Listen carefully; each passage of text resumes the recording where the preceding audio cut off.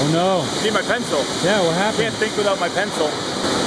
Hey Matt. Okay. Hey. I got it, don't worry. Nice, nice. The Pentel P209. People are interested. I don't think they are. No, they will be. Here. Nice. So yeah. So what we're just starting to talk about was we had sort of been envisioning as a departure the Signature Series GM screen suite, which was like a Wenge, white oak, and oak burl. I found one. Ah. That's what we're looking for. That's I found one. the vibe. Wenge, silver stringing, and then this is an elm burl. Oak, white oak burl. Oh, that's an oak burl? Yeah. It's an oak burl. It's not. Usually what we do is white oak for like the body, and then we veneer it with Wenge, and then when we cut through, we get kind of the layering effect. The coloring is mostly Wenge, and then the accents are oak. Lighter. Even though that's not how we construct it, if that makes sense. Yeah. This is sort of the kind of design color schemes we're sort of thinking to draw from for this whole piece. Yeah. So we were going to kind of talk through the major table components to kind of come up with some first goes at what we think we could do to an apron, to an armrest, to a leg, if anything. To a topper. To a topper, exactly. Yeah. Okay. And veneer is not off the table, right? Oh yeah. Oh, everything. You gotta. Everything's in play. Okay. We don't veneer these ever, so. Not normally, but when you're working with burl, you're working with veneer. You have to. You know, they're completely structurally unsound because the grain goes in every single direction. You make a table apron out of solid burl, it might just snap in half. Like you can't build things out of it. Show people what a burl is. It's a tree boot. It's not a tumor. It's not a tuma. It's not a tuma. You cannot get lumber out of a burl because the grain is twisted. It lacks structural stability. Yeah, I mean, even getting sheets of like burl this large can get actually kind of expensive. Yeah.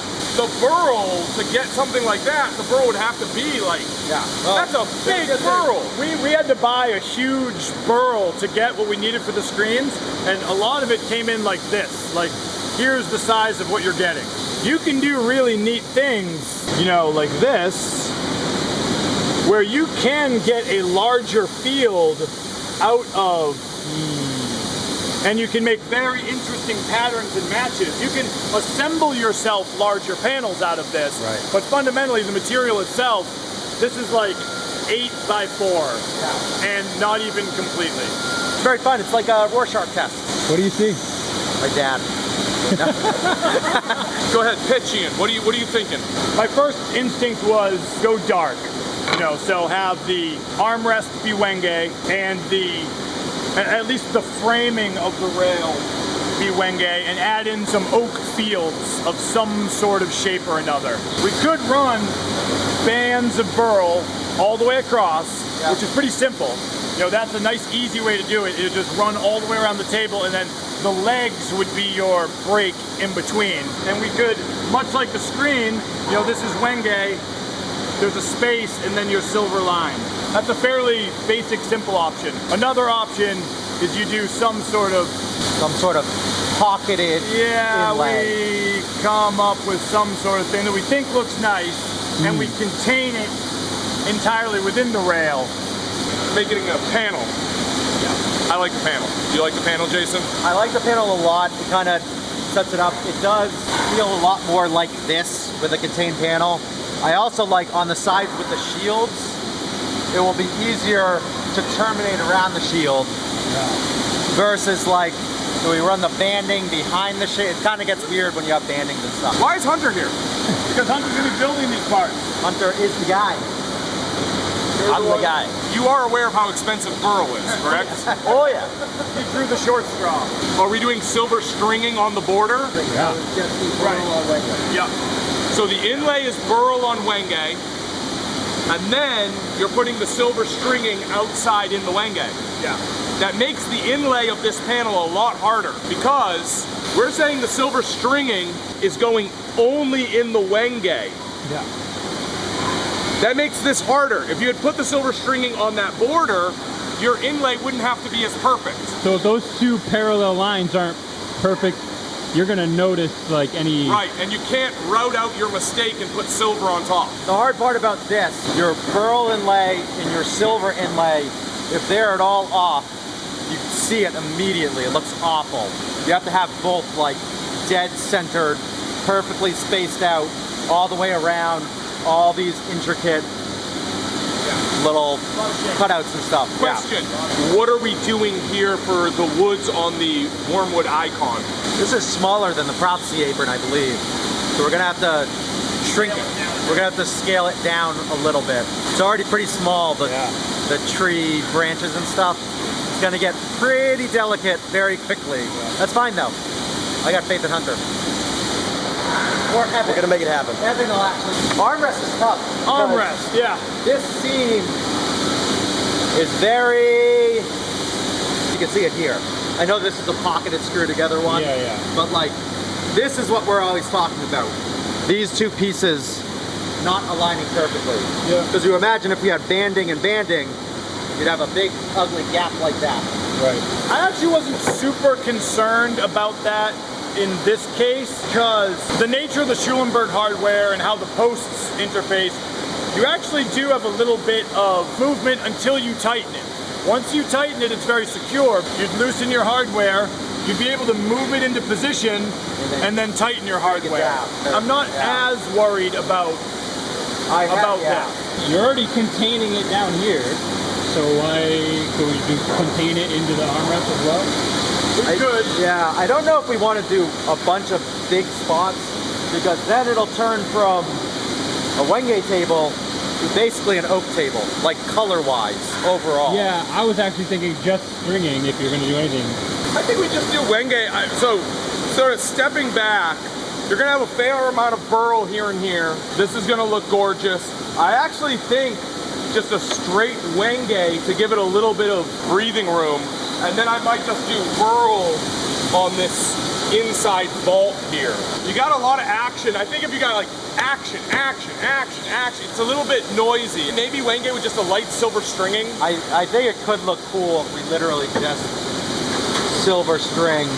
Just an outline. Just an outline on just a thin line everywhere. Could look very nice. I would be fine with that as well. All right, we'll try a couple just like silver, silver only treatments. You could do burl. Are you thinking a straight veneer or pocket it like we did on the outside? Just do burl. Yeah, maybe just take that piece and veneer the face with burl. What you could do is then, just because the burl might be a little fragile for the magnetic rail, you may want to put a little Wenge binding. A little binding.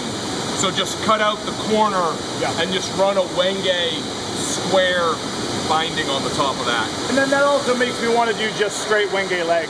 You could do some little, sort of like the thing he just did. That might look nice, kind of carry these. You know, I think I would do something, and I would have it dip below. Kind of keeps it in the same band. Yeah, I think you want to punctuate it. I think you want to have the note go down and then up. Well, now he's done. Look at this.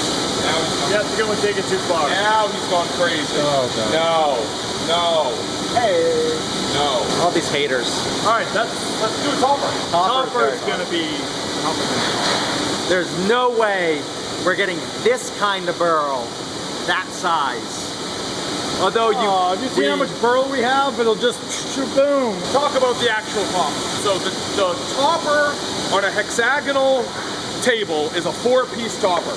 This is one size, one piece. I think we normally call that the end, and then we call this the middle, which is really long. It's so big. I will say the good thing about the hex topper set is that because of the way the spline and the grooves are cut in, these toppers have to go in this orientation. You can't like flip the two ends or anything like that. Our other tables, you have the end panels, and then all the middle panels, you can kind of pop around however you want, which makes it tough. This one, it's always in this orientation. Now you can take the whole thing and rotate it around depending on how you put it on the table, but it's always 1, 2, 3, 4. So whatever we do, as long as we line it up good once, It'll always line up well. This is a design challenge. This is an everything challenge. Design, construction, production. Here's the problem with this hexagon. What is an interesting part of the design is you have these corners. So you have a corner here, and you have a corner here, and you want to like use these corners, right? I want to use the corners, but this corner is fucked up. Right? This, right? Like the most obvious design strategy you would use is you'd be like, well, I'm gonna do something at each corner, but some of the corners are fucked up. And by the way, if you said, no, no, no, we're not gonna do design elements at the corners, we'll do design elements in the middle, right? So we'll have a design element here, and we'll have a design element here. Well, guess what? Our sides are intersected and our vertices are intersected. I do have a crazy idea that I want to throw out. Okay. Stick with me. What if we like Oh, whoa, where are you going? put the seams in a different spot? Oh, See wait. what I'm saying? Does that help? I mean, it's not perfect. Well, let's see. I guess it does help. Like, if you space them correctly, the centers of the sides would be in a panel, and all the corners would be in a panel. Yeah, you can get your vertices. Really fucked up shaped have toppers. strange shaped like toppers. weird shaped Yeah, toppers. they wouldn't work with the topper block. No. We'd be breaking every rule in the book. I don't know if I like that either. No. Just wanted to throw it out there. Crazy idea. Yeah, you should That is have just interesting. thrown it straight in the garbage. That's what you should have done. Oh, Second design strategy we could use is work out of the middle. that's what I was thinking. Now, the thing in the middle is you have a seam, Yeah, but but it's only maybe one. you can work with that seam in some way. That's interesting. They call it a pokeball design. Sure they do. It's a classic. Guys! Oh yeah, Oh! some holly and some bloodwood. Yes! Gotta catch them all, gotta catch them all. Really We pop. can do this. I'd buy it. The hard thing about this, it's different everywhere you look at it. You almost want to do that and then like mirror it out. Then like Ian and me and Hunter and Doug are all looking at it and seeing kind of the same thing. Yeah. It has like 6-way rotational symmetry. Right. You could go across and you could do a classic fan. Right. Very traditional. That's very, very traditional. No, I'm not saying I'm a huge fan of it. There it is. Hey, look at this. Whoa, whoa, whoa, See? whoa. Done. We're doing That's pinwheels. kind of now. what Doug's talking about. Give that. Yeah, little I would advocate we mock up some central patterns like this that are symmetrical, that you can jump over that seam. We're not trying to jump over the seam with some sort of like, what do you think? What do you think? I'm kind of an I want to jump over the seams camp. Very simple would just be like because the topper is so big, like a wide border. Whoa. Probably burl. That's not entirely even, but you get the idea, just like wide border. And then this could have silver or contrast, some sort of border to it. Mirror what we did. Whoa. So then you're at least getting rid of some of the seams. And that would mirror what we're doing on the bottom. But keep this one consistent crossing. Yeah. Okay. So you'd be crossing in the middle if we here. did that on all of them, that would be a lot. Yeah, No, yeah. I like the idea of a gap.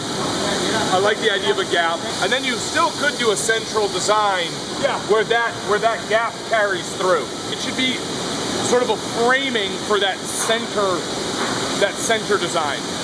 Why don't you guys start there? Just take plywood that's the proper geometry, paint it a dark Wenge color, and then just cut out brown construction paper.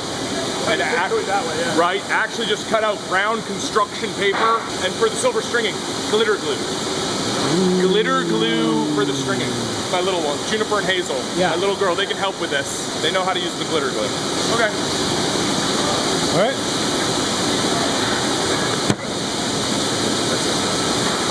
That was a good one. Thank you. That was a good one.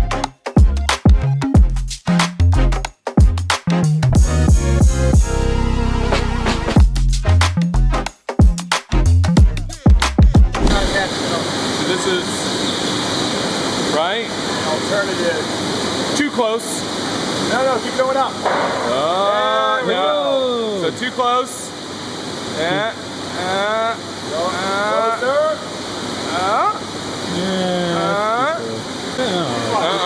Too far. Somewhere in there. Right there, Matt? Right there? Might be too high. Right there?